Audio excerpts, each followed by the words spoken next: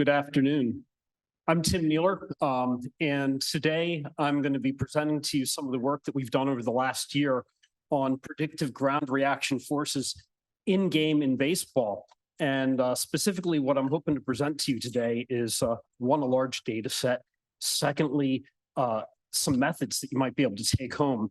And I'm going to start out by saying that there are, by the way, a lot of ways that we could have gone with this. This just happens to be the one that we chose out of the gate. And I would love to try some of the other methods that I will refer obliquely to as we go through. But as you know, there's only limited time. So why predict ground reaction forces, you might ask? Well, this is a crowd I probably don't have to explain that to, but let's take you back a little bit to 26 years ago with Bruce McWilliams. This is probably the key paper that first identified the relationship between ground reaction forces and the wrist velocity of the pitcher. Now, there weren't a huge number of pitchers there, but the correlations were intriguing to say the least. So specifically, they found that the anterior-posterior and the vertical ground reaction forces were significantly correlated.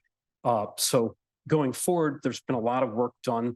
Some of the more recent, we have some that I summarized that look specifically at the pitching velocity and what you can, hey, if you can develop ground reaction forces in your players, maybe you might be able to develop some wrist velocity as well. But also a more recent one from, or maybe not more recent, but in that mix in 2019, Nicholson showed that some of the medial lateral forces have some import too with regards to injury risk. So the larger picture here is why predict? Because this can lead to player development, and it can lead to maybe sustaining players, keeping them in the game longer, keeping them from being injured, and so on. And given that so many pitches that are thrown in season are thrown in the game and not in a lab environment, why would you not want to predict what your pitch ground reaction forces were? So what I'm going to walk you through, I'm going to spend some time, given a lot of you guys are sort of coming up and learning different statistical methods and all that, I'm going to spend some time going through what we did and some of our rationale. And I'll try to explain every step as we go. So one of the things that we chose to do was to model the pitches a frame at a time. So if you end up having 200 frames of data for a whole bunch of pitchers, you're going to make 200 models going across each frame, okay? We now have the computer resources to do that. Years ago, long time ago, in my youth, I did some prediction of surgical outcomes in kids with cerebral palsy. And we did some work sort of summarizing those curves, those time series curves, using fast Fourier transforms. So you didn't predict across every curve. And if you had, I'd still be waiting for those models to finish on a 2000 era computer, okay? So there are other ways you can go about doing this that are perfectly valid, that might have good outcomes. There just hasn't been time in the day to do those. The other thing that we're hoping is that we can get a little more nuance out of the result by going a frame at a time. And it gives us an ability to cross-check some things that hopefully I'll be able to get into. We're using regression, not neural networks. I've done neural networks, they're great. It's some other tool that is probably equally valid here, but there's one key aspect of regression that I really like about all this, and that is that if you standardize your coefficients at the end of your regression, those standardized coefficients can give you some meaning, and oftentimes in a neural network, everything disappears into a black box. It's not 100% true. Cascade correlation neural networks give you some of that meaning back out, but you have to be very careful with how you do it. And the third general principle here is that we're going to be avoiding overfitting because we want something that's going to be generally predictive and that does not memorize the data set. And we have 3 different strategies that we use as we go through to try to avoid that. And a last idea here is that we're going to be filling the data subspace. So you say, how is that possible? Well, we want as many examples as we possibly can of as many different pitch types, styles, et cetera, as possible. There are some that we're going to leave out. So for example, if you are doing a slide step, we don't have any slide step data represented in here. So the general idea is we've got to register the data. I'm going to go through that in a moment. We have three different strategies, as mentioned: the density weighting, AIC regression, and k-fold cross-validation. And then at the end of all that, we get our prediction. So let's get into that. All right, so here's the vertical ground reaction force for a single pitch. Well, of course, let's say the same pitcher throws again. Well, they might have delayed a moment compared to when we started collecting our data. So we'd want to bring those two together. But wait, what if they don't throw quite as hard? What if they take a little bit longer to throw, but do it with a lot of force? In order to even begin this process, you have to register your data, which is to say you've got to make it overlay in a sensible manner so that you are comparing apples to apples in your predictions as best as you can.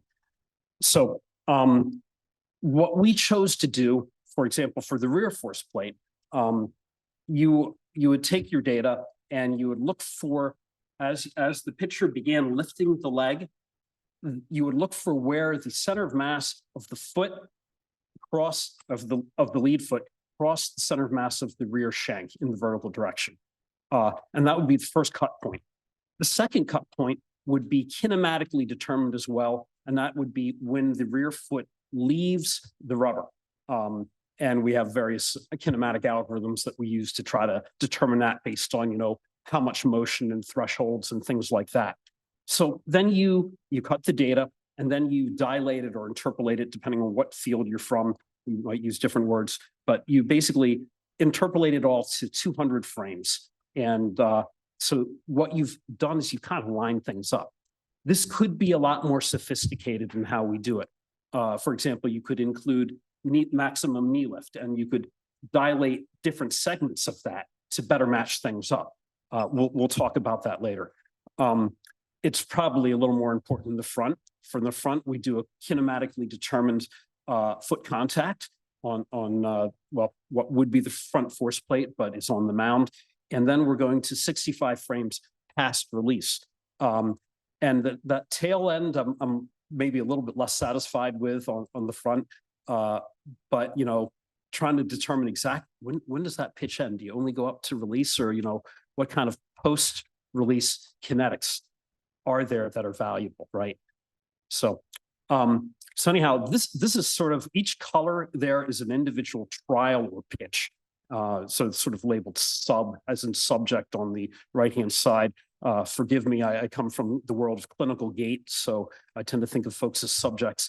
But each one of those curves is a pitch, and we have, and it's all forces right now, all the units are in newtons, and you can see 6,488 pitches in those graphs. Okay, so there's a whole lot, and you can see, clearly there's some variability there. Not everyone does it the same. Some curves are a little more well defined than others. So 6,488 pitches from 201 different pitchers, 4 different labs, and 76% of them were right-handed pitchers.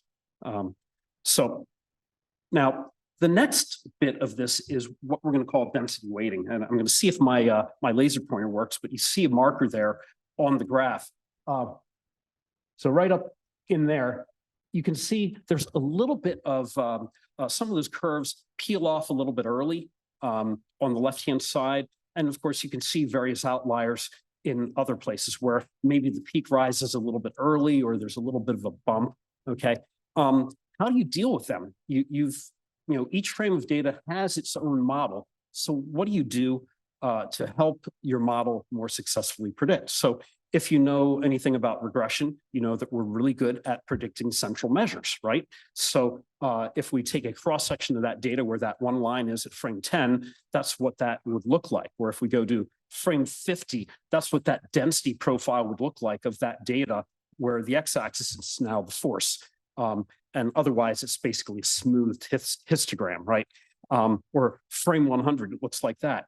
But there are little bumps in there that you can notice where maybe that's valid data, but maybe we wouldn't do so good a job at predicting it. So the idea is that we're going to use density weighting to deal with this.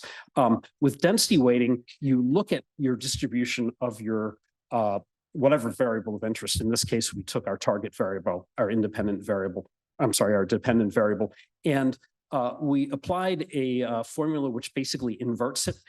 It's a tunable formula, so it doesn't have to be like what you see on the right. So on the left, you'll see the density function, and on the right is a sort of inverted density function that can be used. And then that weights the individual trials that go into the model. Okay, so somebody who doesn't show up that often is going to get a little bit more power in that analysis. And so this helps us with predictions, but also has a side effect of keeping things a little bit more generalizable as well. And of course, all you guys here know about regression.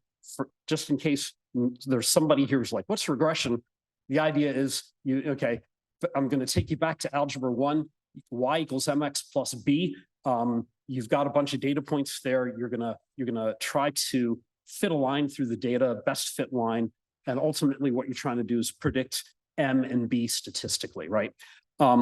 If you have 3 variables, so 2 of them are down on the plane and 1 of them rises up above, the x1 and x2 are the independent variables, and the y is the dependent variable, and you're trying to predict your coefficients a, b, and c, right? So effectively, for linear regression, you're fitting a plane to the cloud of data. With multiple regression, you can have an insane number of variables if you so choose. Generally, we so choose not to, because as one of our panelists previously mentioned, normally in biomechanics, we just don't have a lot of data. We have small studies, right? We've got a ton of data. So some of the rules that people sometimes quote is that one that is absolutely true is if you have more variables than you have rows in your data set, you can't invert your matrices, and that's bad, right? So you get no answer.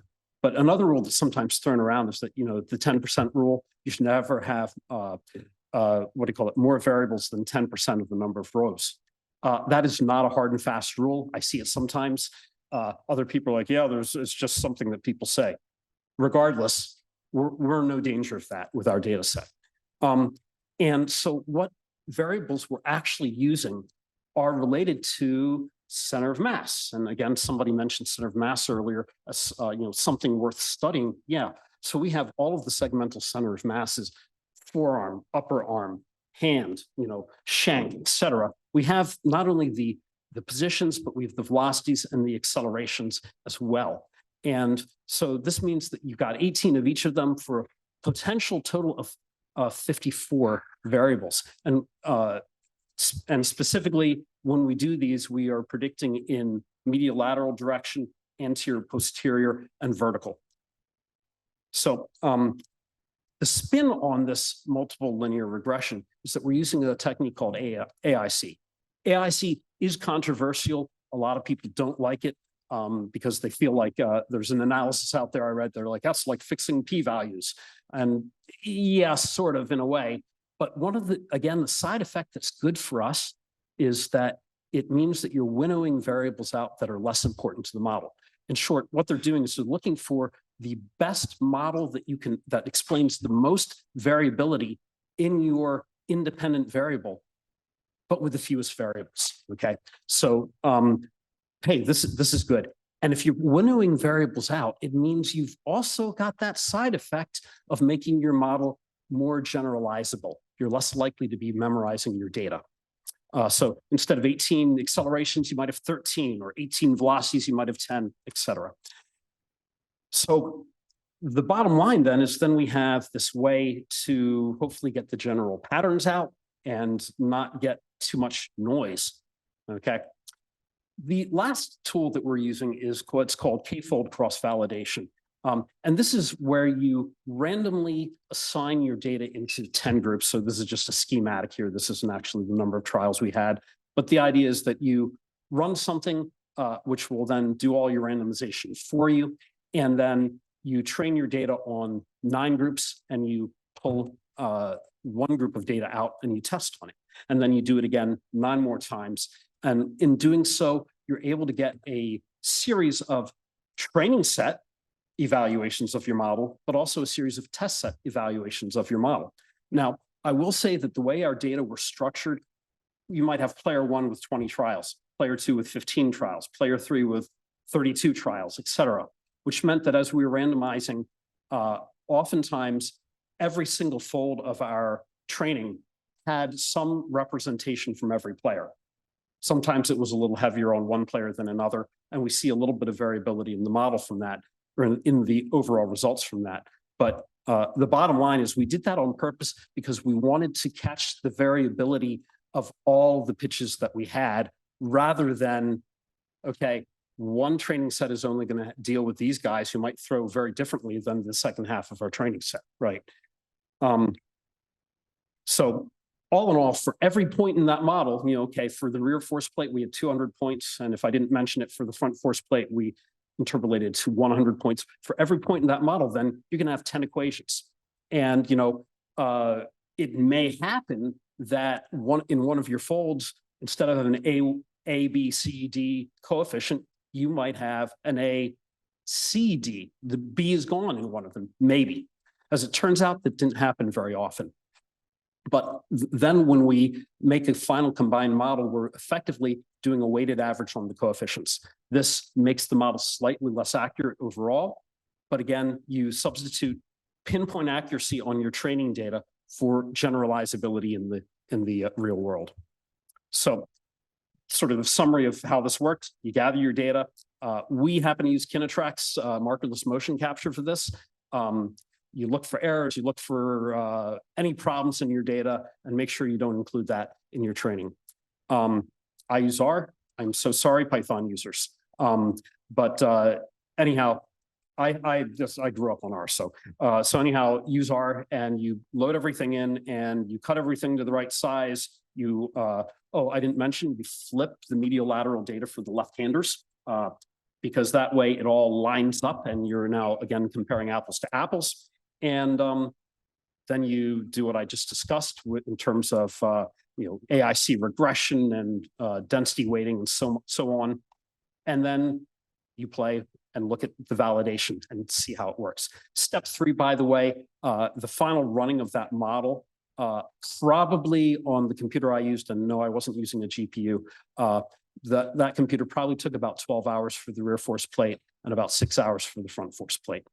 So if you decided you wanted to change something, you set up a machine and you ran it. You walked away, did a bunch of other stuff that you needed to do, and came back. Okay, so let's see. All right, so let me orient you to what some of our results will look like. So first of all, what you're seeing here in the graphs, the data is colored red and the models are colored blue, okay?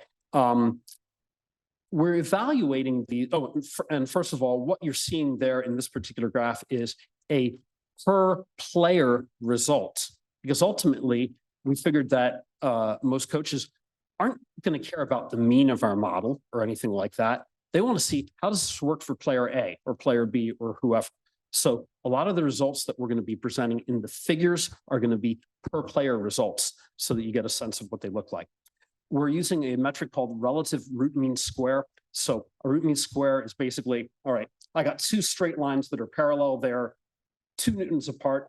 The root mean square for those curve separation is 2. Now, when the data gets more wavy, okay, you're essentially getting an average distance between the curves, okay? Now, what we're doing is we're scaling that average difference to the range of the data, specifically the range that you're seeing in that graph of the data, not of the models, okay? So that gives you a percentile. So a 3.4% says that on average, for this particular player, whoever that was, their data differed, or their model differed from the data by about 3.4% with a variability of a standard deviation of 1, okay? So let's get into it. I have to orient you to one more thing, and that is the table down to your left. That table then has certain metrics. It has that relative root mean square in the column on the right, and on the left, training data. How did it work against training? How did it work against the test set? And remember, we have a standard deviation there because we had 10 of them, and we're averaging that together.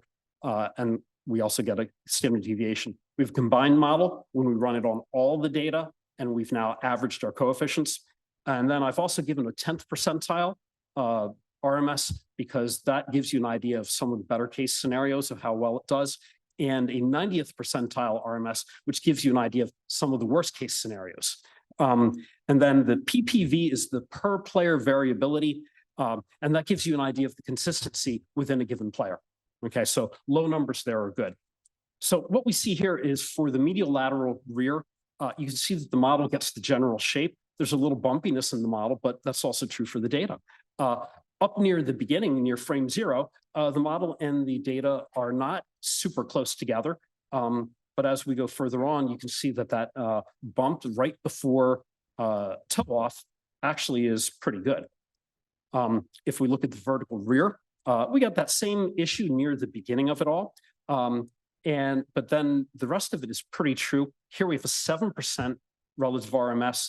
Oh, and what I didn't mention is I'm trying to, instead of giving you my best case results, I'm trying to pick something that's kind of close to what's in the tables, right? So if you're going to apply something like this, you want to know, all right, best case, worst case, but what does 7% RMS look like, right? So we've got something there, you know, we're not doing too badly.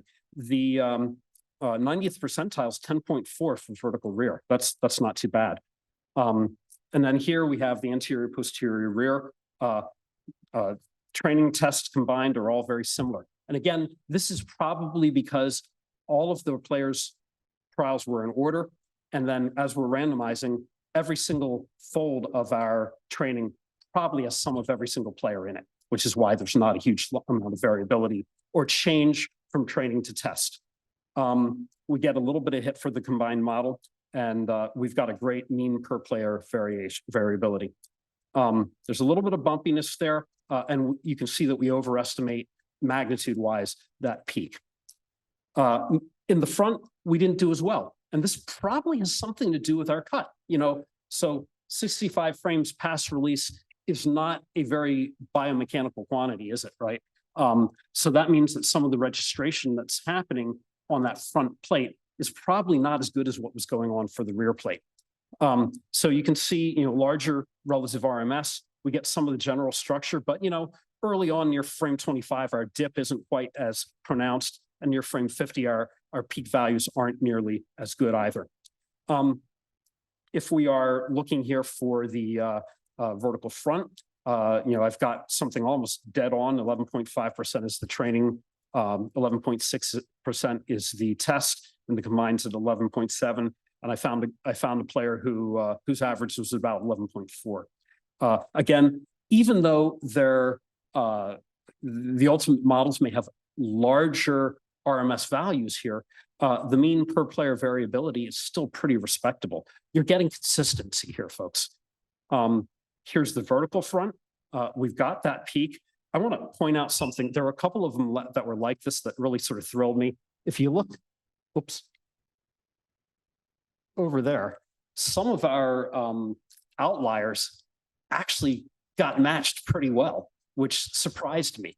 I thought it would do better, but you know, there are enough cases where I saw some things like that I was actually pretty thrilled. And of course, there's one other thing that we did. We had to take our model out into the wild. We had to show it the town, let it paint the town red, see what it did.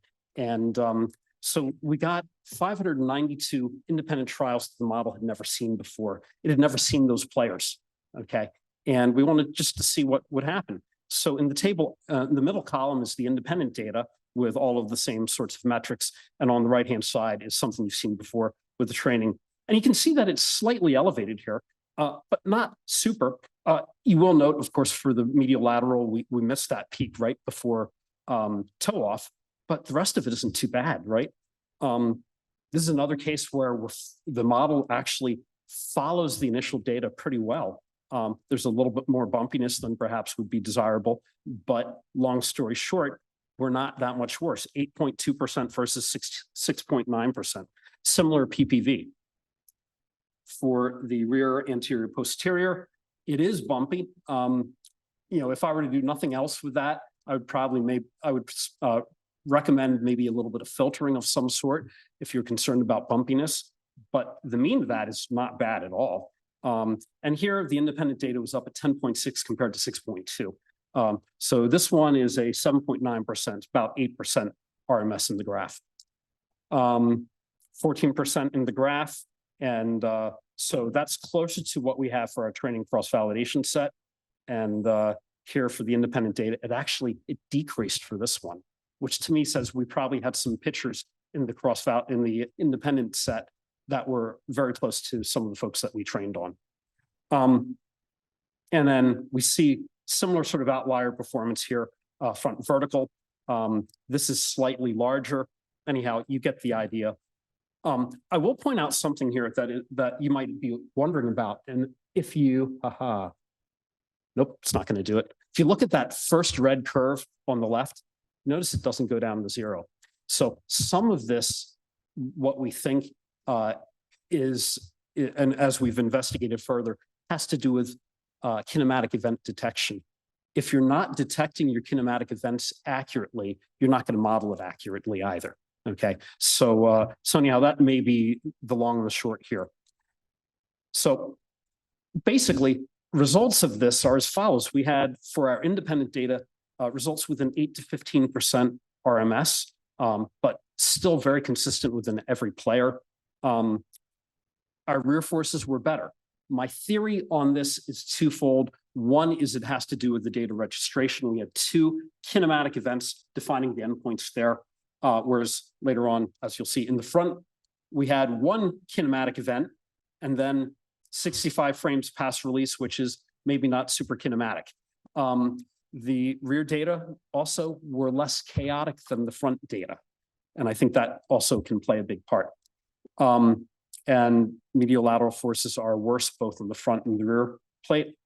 And we think that, in addition to the kinematic events, the other reason why we sometimes had some misses is due to seeing some players who were unlike anything in our sets. Now, this is going to be a liability of a statistically based model, whereas if you are doing inverse dynamics or something like that, you are going to probably catch these a little bit more accurately than what we're doing. That said, a lot of the stuff I've seen there has accuracies that are actually kind of similar to what we have for some of their better numbers. So I still think it might be a toss-up as to which way you go. So bottom line, where do we want to go with this? We need to get working on our registration, do some sorts of, I'm going to say, call it shape analysis. So you're looking for various key kinematic points, and maybe instead of doing 2 cuts, maybe you're looking at a bunch of different cuts and then stacking that data together in a sort of Procrustes analysis. And who here's heard of Procrustes analysis? Oh, okay. So Greek guy named Procrustes. If you slept at his inn at night and you were too tall, he would come and trim you down. And if you were too short, he'd put you on a rack and stretch you. So Procrustes analysis is sort of named after him. And there are a lot of different forms of it. It's really cool. And it's a great way to sort of precondition your data before doing statistical things to it. It may also, that goes in with identifying 3 or 4 key variables at various pitching phases. But it also might be that if we want to do something like a slide step, we need to involve CART, classification and regression trees, in order to determine what data should be modeled with what model. So that still is on the table. And my final thought here is that ultimately, when we're done with this, we want to look at batting, because the batters don't get nearly enough love. We don't see, you might have 300 pitches in a game, but you don't have nearly that many swings. So the data, there isn't as much data as there is pitching data. So, and with that, thank you so much for your time.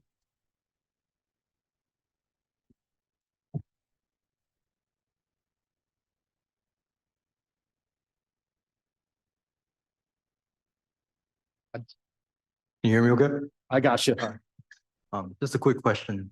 I saw you use AIC. AIC.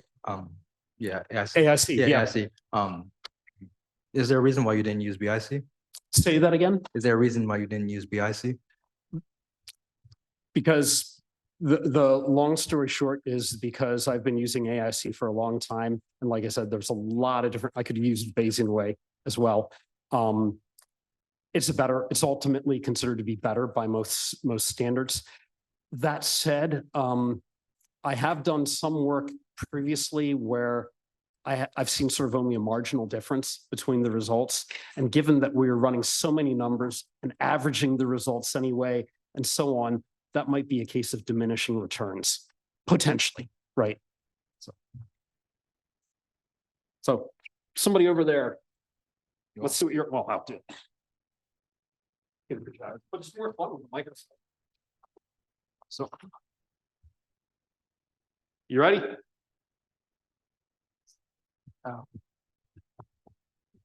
The consistency of the rear foot, could it be because you're starting at the exact same spot from the pitching rubber, but then because of anthropometric differences in stride length, they're landing in different places? Right. So the rear foot, again, I think is I'm pretty satisfied with the results, honestly, with the rear foot. With the front foot, how do you identify your initial kinematic event? Remember your pitcher mound slopes, and we are using markerless, so you have to have a very good calibration because you're sort of looking, you're thinking that here's where your pitcher mound is, right? And therefore, when your foot gets to a certain point, you identify what does foot contact really look like? Because remember, you don't have the forces in game. You've got to do it kinematically, right? So, but if your calibration maybe is a little bit off, maybe you're off by 2 or 3 frames, or maybe you're off by, I found a couple that were off by 5 to 8 frames, okay? And if you look at the rise in some of those curves, they're really steep at that point. And there you go. And now again, you're comparing some curves that are like this to some curves that are like this. So we've got to nail down, probably we are actually working on better calibration methods among other things, but we also need to look at our algorithms for detecting that foot contact on that front plate. And on the other end of that, we have to identify a better end position to finish so that when we stretch out our data and chop it down to the right size, we are really comparing apples to apples. I've got I've got this. Just a very quick question, and maybe naive. Yep. Could you explain a practical application to baseball, or a pitcher or something from all this that you presented? Right. Okay. So I will say that, all right. So I'm coming from the clinical gate world before I came into baseball. So of course, injury is always on my mind. And, if you are able to nail down those medial lateral forces from the drive leg, and you're also seeing some correlation between that and, somebody getting a Tommy John's. I mean, we've actually already seen in some of our data, sort of a regression of maximum external rotation throughout a season for somebody right before they ended up having an injury. Okay. So that would be really interesting to track those data together to see what would happen. So yeah, and I mean, it came up on the first panel we had this afternoon. We're now at a point where we've got oodles of data and we can start exploring it. And so I'd be willing to bet that if it really were truly open, we would start finding more and more correlations between the biomechanics and injuries. And this includes the ground reaction forces.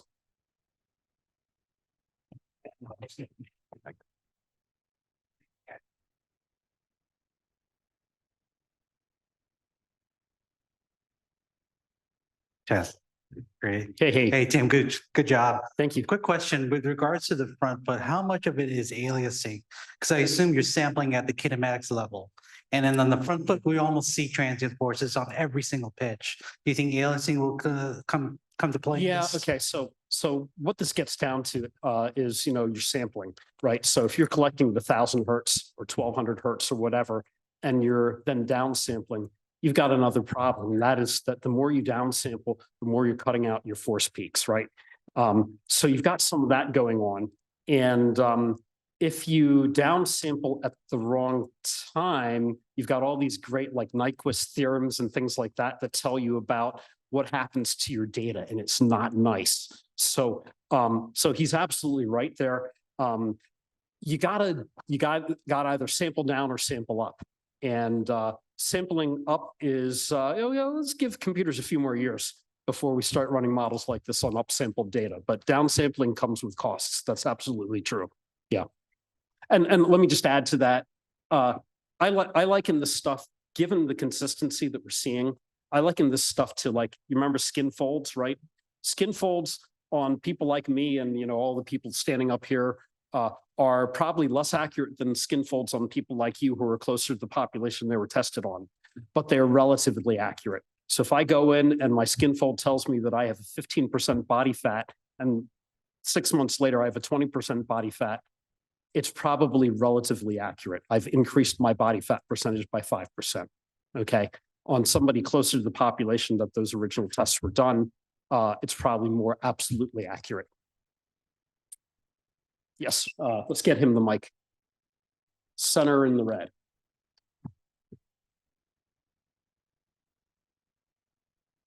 Just on the topic of sampling, I guess, what was the FPS of the video being sampled? 300. 300? Okay. Yep. So I guess at higher FPS, you might be getting better. Yeah, but then you also get into stuff Accuracy. like, yeah, then you get into like multiples. So is it better to use 300 FPS with 1200 FPS or 1000 FPS? And then this is your Nyquist theorem coming into play. Like, what sorts of things are you missing? And then how does that compare to what you're actually measuring at the, like on an actual force plate? Well, so the way we generally are presenting results to folks is everything is ultimately downsampled before teams see their data.